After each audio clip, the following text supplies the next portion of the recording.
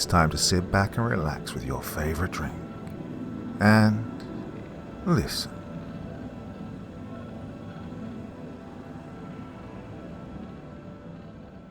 Tales from the Iron Triangle. Rolling Hot. Operation Junction City, March 1967. Republic of South Vietnam. Railway 5. The VC were not in the village. I say again, the VC were not in Lao Cai village. What? Yelled the pilot into his helmet-mounted radio. Damn it, Iron Hand. You said the VC had occupied that village. There was a second of silence as static noise crackled over the radio frequency. Answer me, Iron Hand, yelled the U.S. Air Force F-4 Phantom fighter pilot. Was that the VC I just cooked back there, or were those civilians? Railway 5, came the response after another pause.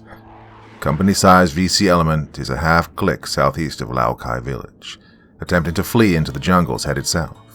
We'll mark with smoke. Damn it, yelled the pilot as he yanked the stick of his fighter to the left, banking his ungainly F-4 fighter into as tight a turn as it could muster, and applied throttle to the reverse course to head back to Lao Cai village as quickly as possible before the VC escaped.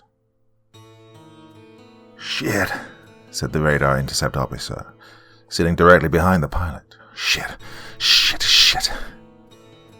Both the F-Force pilot and his backseat Rio were tense and agitated, not wanting to think about the horrific mistake that they may have just made, much less speak about it.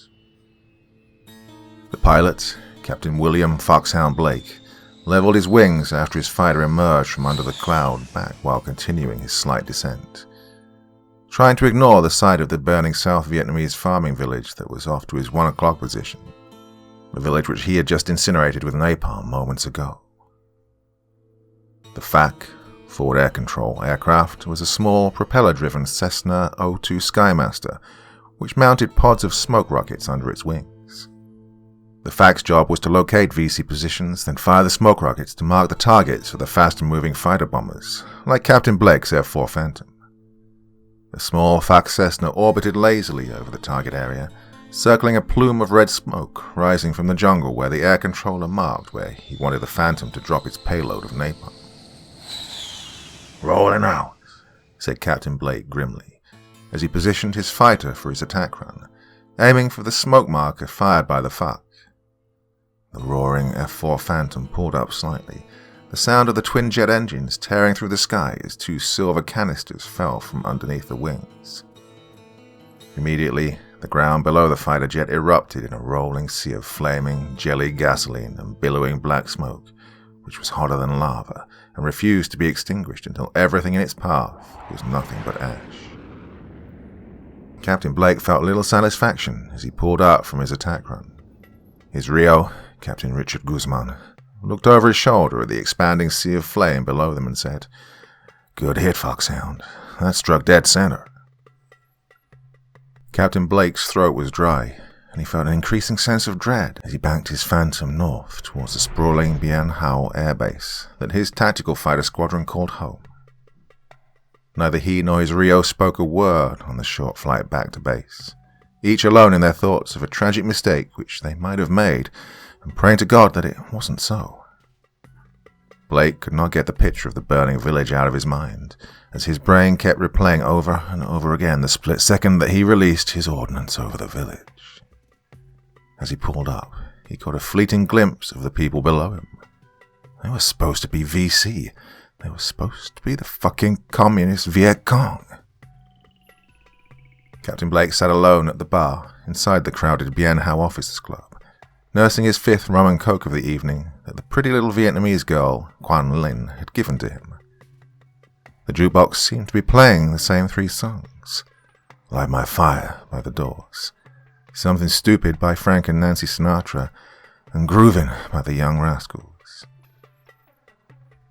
But as kind of a drag by the Buckinghams began to play, Blake's mind drifted back to earlier in the day, when he and his Rio were in the squadron's ready room with the squadron commander, Major Keating, and the squadron operations officer, Captain Rasmussen, during the after-action mission debriefing.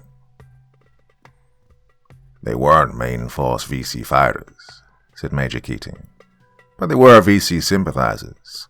Why else would they have let the VC store so much food and ordnance in their village?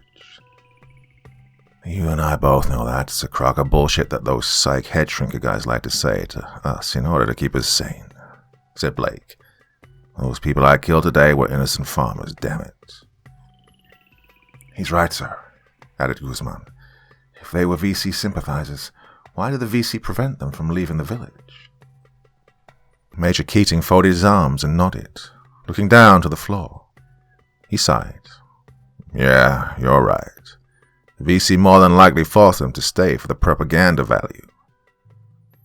Look, gentlemen, said the operations officer, Captain Rasmussen. You and I both know that we're fighting a fucked up war. This isn't like World War II in Korea, where we had the lines of advance and retreat, and we knew who the fucking good guys were and who the fucking bad guys were.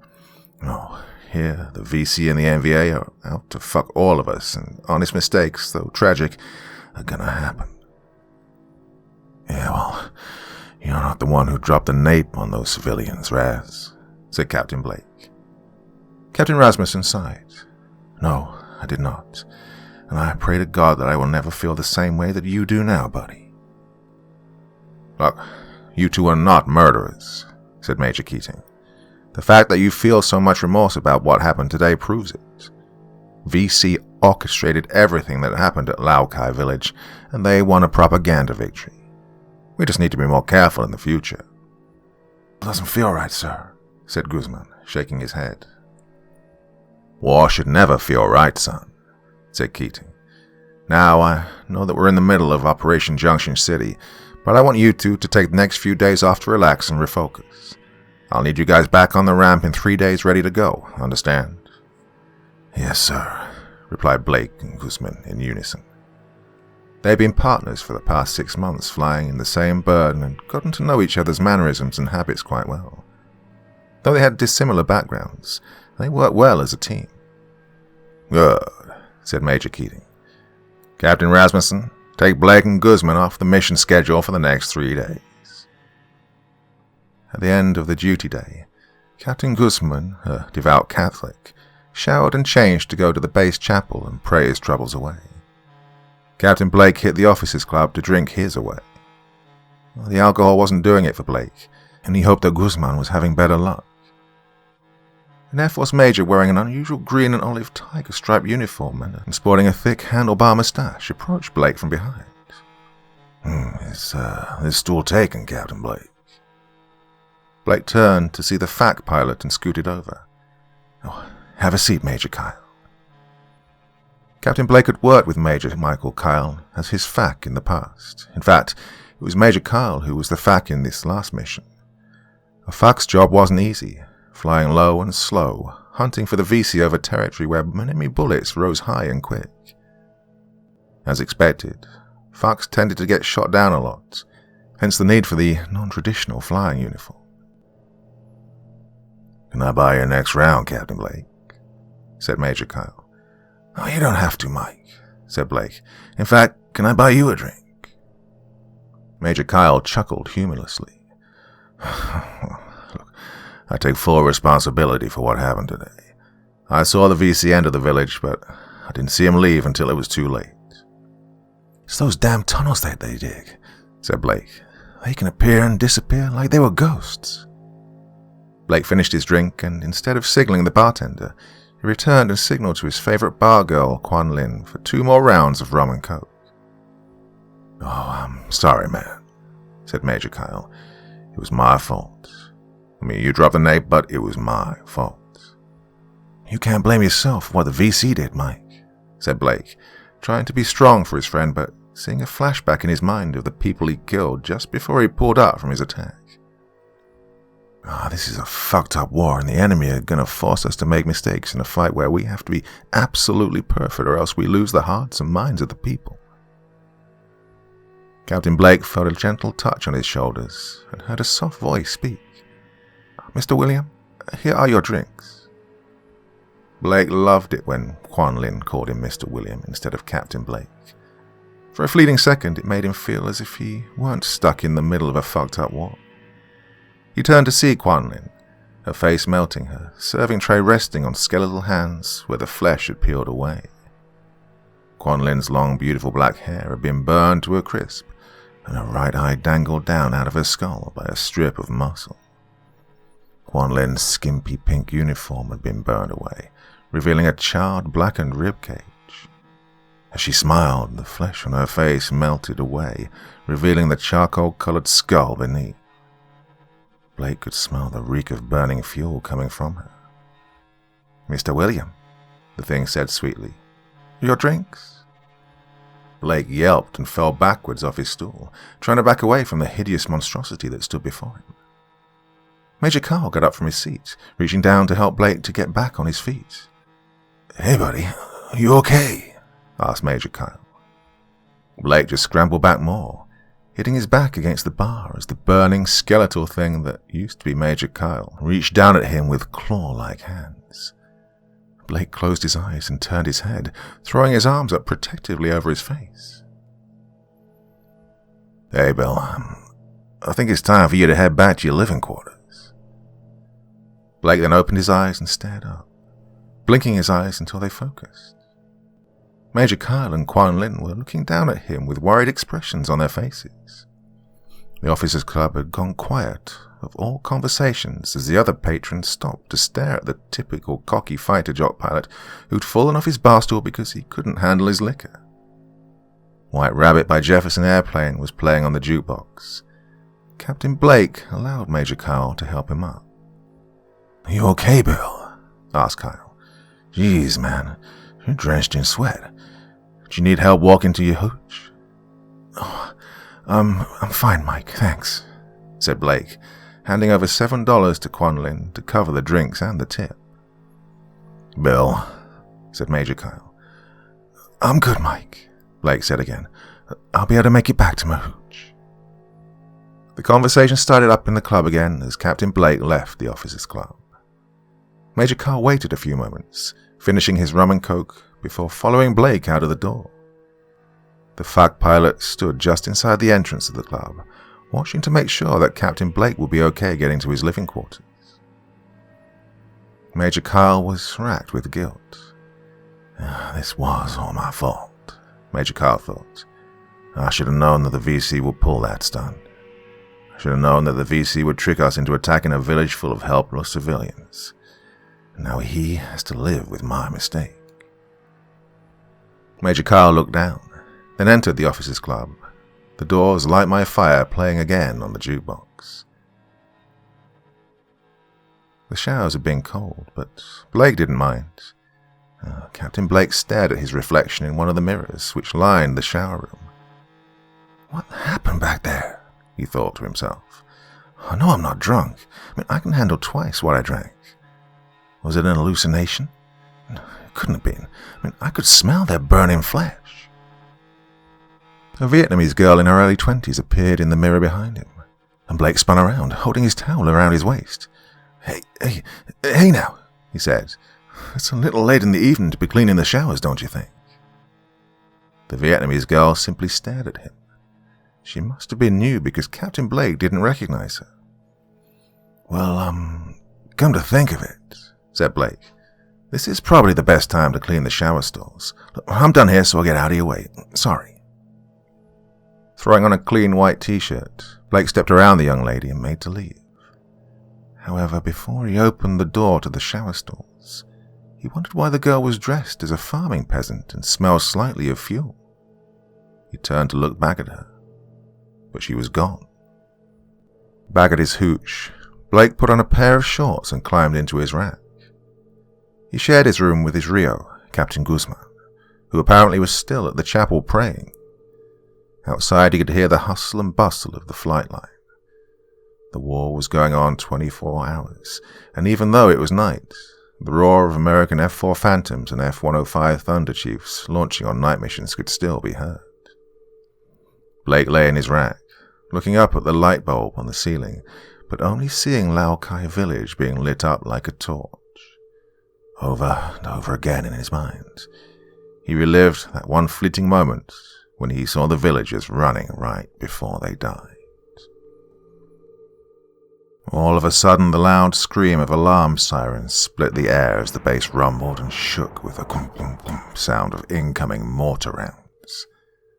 The sounds of machine gun fire echoed in the distance, accompanied by the sounds of yelling and running feet. The VC were attacking the base, and by the sounds of it, they were attacking in force. Captain Blake jumped to his feet and, dressed only in white boxer shorts and a white t-shirt, ran from his living quarters outside to the nearest bunker. As he stepped outside, he was met by a scene of pure and utter devastation.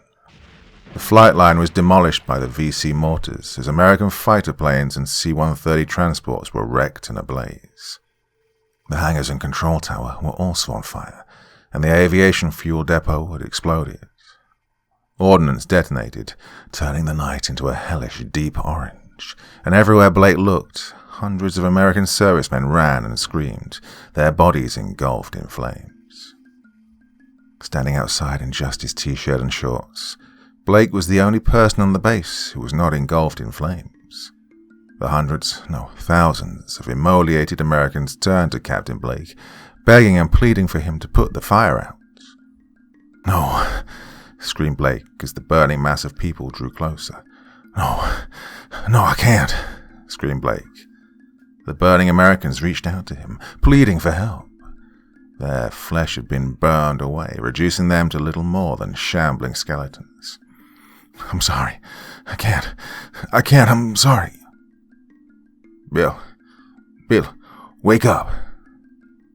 Blake opened his eyes as Guzman shook him awake. "Bill, jeez, are you okay? Lord, Bill, you were having a bad dream." Blake looked up to see Guzman standing over his bed. The lights in the hooch had been turned off so that only the illumination from the ramp lights outside shone. "Yeah," said Blake, rubbing his eyes. "Yeah, I'm okay." "Bill, you were yelling in your sleep.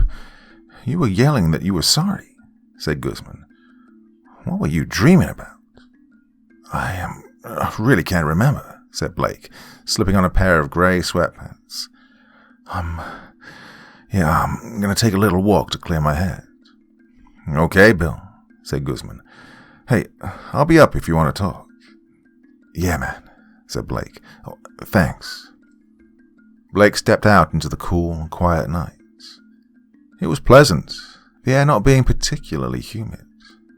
And aside from the occasional illumination flare being fired from the base perimeter, one could be fooled into thinking there wasn't a war occurring out there.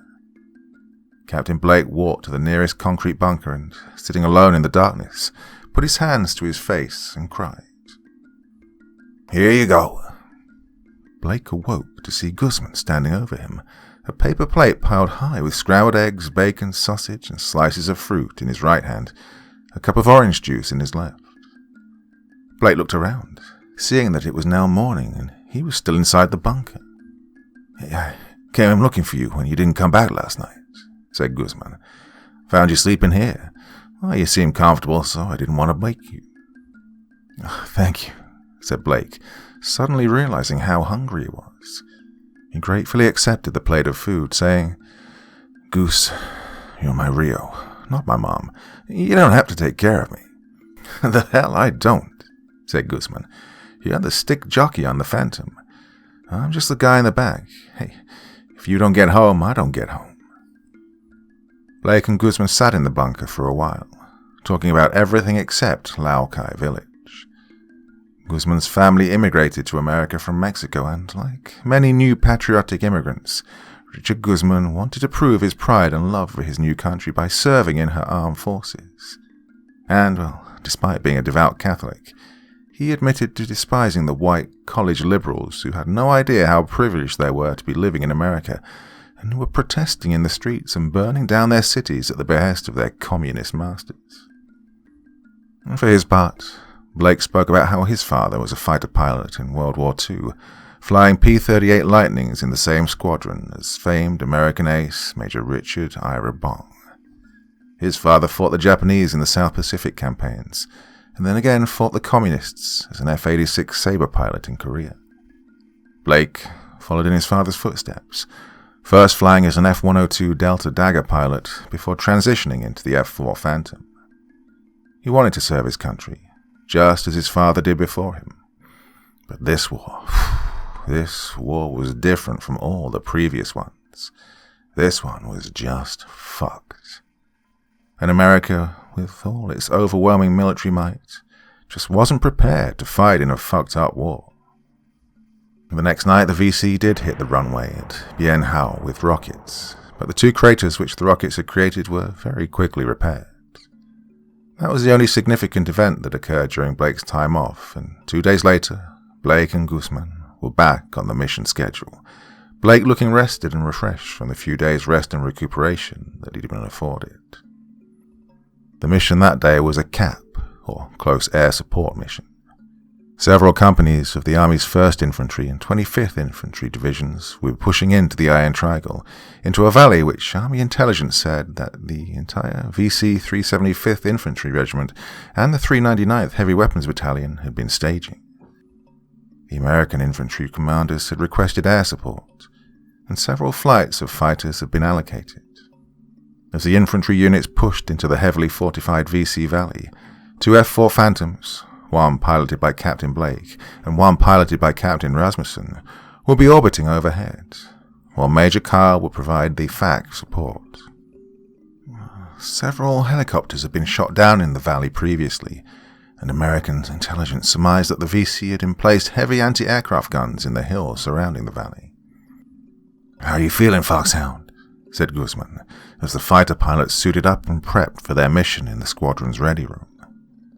Blake, looking refreshed after a night of undisturbed and nightmare-free rest, replied, "Oh, I feel like I can take on the entire VC Army by myself, Goose." With the pre-flight checks completed, the 2 mighty U.S. Air Force F-4 Phantom fighters thundered down the Bien Hao runway, their twin afterburning engines launching the 2 fighter bombers into the mid-morning sky. All right, announced Major Kyle from his propeller-driven Cessna FAC plane. "Well, let's see what Mr. Victor's up to today." He circled over the valley as dozens of American UH-1 Huey helicopters dropped hundreds of 1st Infantry and 25th Infantry soldiers into landing zones all across the valley. Immediately, the American soldiers began diving into the jungle, searching for the communist insurgents.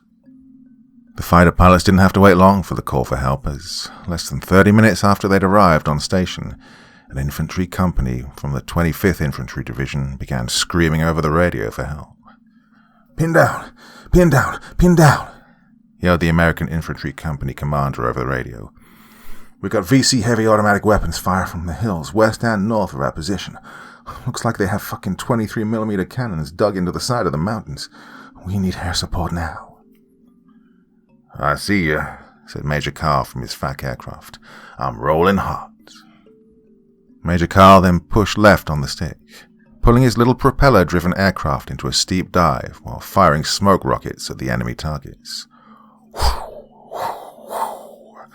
The smoke-marking rockets launched from their pods under the Cessna's wings and impacted into the firing positions of the deadly VC 23mm anti-aircraft cannons.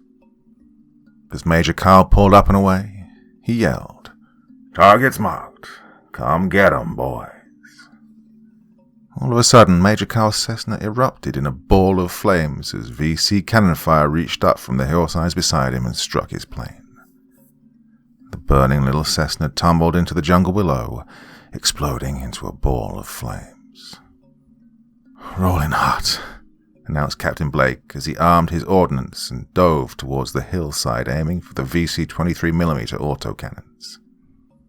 He leveled out his wings, barely registering Major Carl's FAC aircraft slamming into the jungle below him. All of a sudden, the images of dozens of Vietnamese villagers filled Blake's canopy, obstructing his forward sight. The villagers stared at him with malice and hatred as they began to be engulfed in flames. The smell of burning gasoline filled the cockpit, the acrid smoke blinding Blake with tears as he stared transfixed at the burning apparitions before him. Soon the entire cockpit was engulfed in a choking black smoke which smelled of burning gasoline. "Pull up! Pull up! Pull up!" yelled Guzman. "We're too low!" The burning villagers vanished, and the smell of burning fuel disappeared, replaced by the horrifying view of the earth coming up quickly to meet them. Blake instinctively yanked back on the stick, pulling his F4 Phantom out of its dive before it slammed into the side of the hill. But as Blake pulled the Phantom into a tight right bank, the belly of the jet was exposed to the Viet Cong 23mm aircraft guns. The big American fighter jet shuddered and bucked, spewing smoke and flames as it was hit by several high-explosive rounds fired by the VC anti-aircraft cannons below it. Blake's F4 Phantom plunged to the valley, spewing flames and black smoke behind it as it slid into a field of tall reeds. Captain Rasmussen was flying as Blake's wingman and dived on the VC gun positions, dropping his ordnance on the enemy which had just shot down his partner. The VC 23mm cannons disappeared in a flaming cloud of black and red napalm. Captain Rasmussen pulled up and banked his fighter around to the left, looking down over his shoulder as Captain Blake's burning Phantom skidded into a wide-open field of tall reeds below him. Guzman, are you okay?" Blake unhooked his restraints and popped his canopy open. However, as he attempted to climb out of his seat, he screamed out in agony. Looking down, he saw that the pants of his green flight suit were stained deep red, bones sticking out of his legs. Taking off his helmet, Blake called to Guzman again. "Goose, I can't move. You have to get out of here before the frickin' VC get here. Goose, do you hear me?" Painfully, Blake shifted his shoulders, craning his head to look behind him. The Rio station was awash with blood, and what was left of Guzman was slumped over. A 23mm round had penetrated under the Rio seat and almost cut him in half. "Oh, Goose," whispered Blake. "I'm sorry. I'm so sorry." All of a sudden, AK-47 rounds stitched the sides of the downed Phantom. Blake turned to his left to see about 20 to 30 Viet Cong soldiers emerge from the tree line at the base of the hill 200 meters away, smiling and yelling excitedly. They ran towards the ruined fighter, cheering and celebrating as they approached. "Raz, you there?" said Blake. "I'm here, Foxhound," said a very worried Captain Rasmussen. "What is your status?" "Got VC coming out of the woodwork," said Blake. "Need you to drop your payload on my position, Raz. I say again, drop what you have on my paws." "What?" yelled Captain Rasmussen. "Bill, no." Rasmussen descended and made a quick pass over Blake's downed Phantom. "Bill, we got Jolly Green and Sandy on the way to pull you out, and the infantry guys." "No, Raz," interrupted Captain Blake.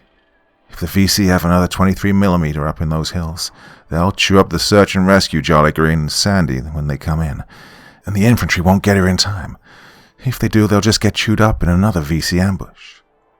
"Oh, don't make me do this. Oh, God, please don't make me do this," said Rasmussen as he banked his F4 Phantom in tight turns overhead. "Please, Raz. I'm already done for.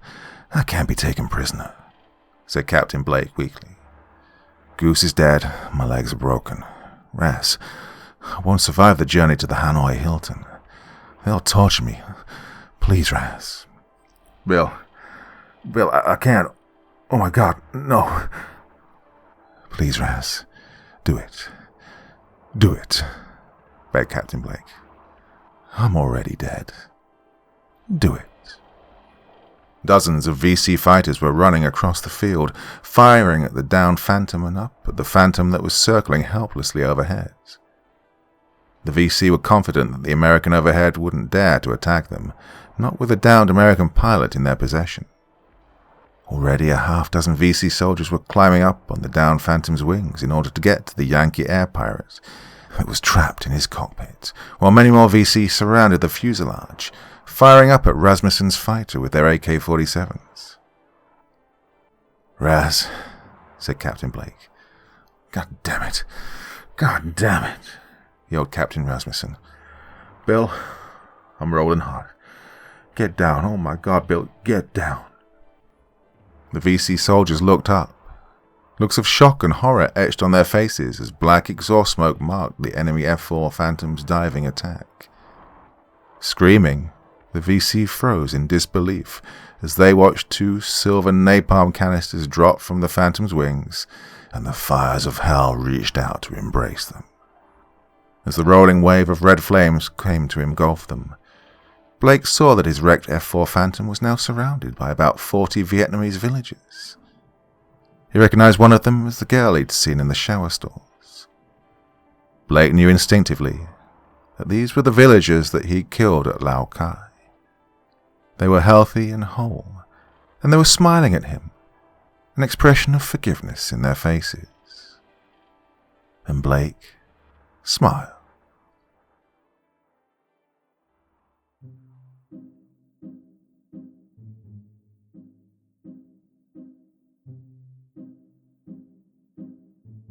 Well, hot diggity damn, I am loving this series. I'm getting lots of very, very positive feedback about this.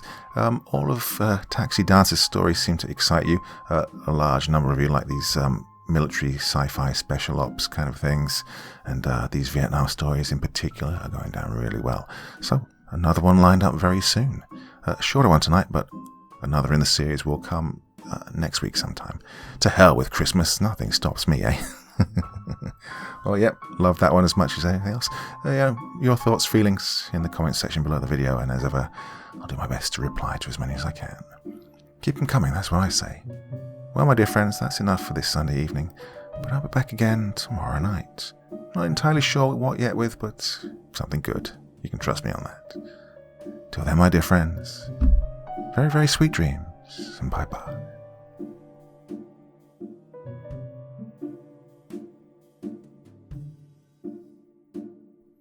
Thank you so much for taking the time to listen to this story today. It really means a lot to me and to the author of the story, of course.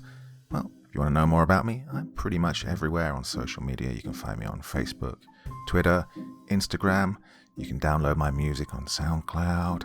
I've got a Patreon if you feel like. Throw me $1 or $2. Very much appreciated. And of course, on Reddit, I have a place where you can leave stories if you want me to read one that you've written. Well, hoping to see you all again very soon. Till then, sweet dreams, and bye-bye.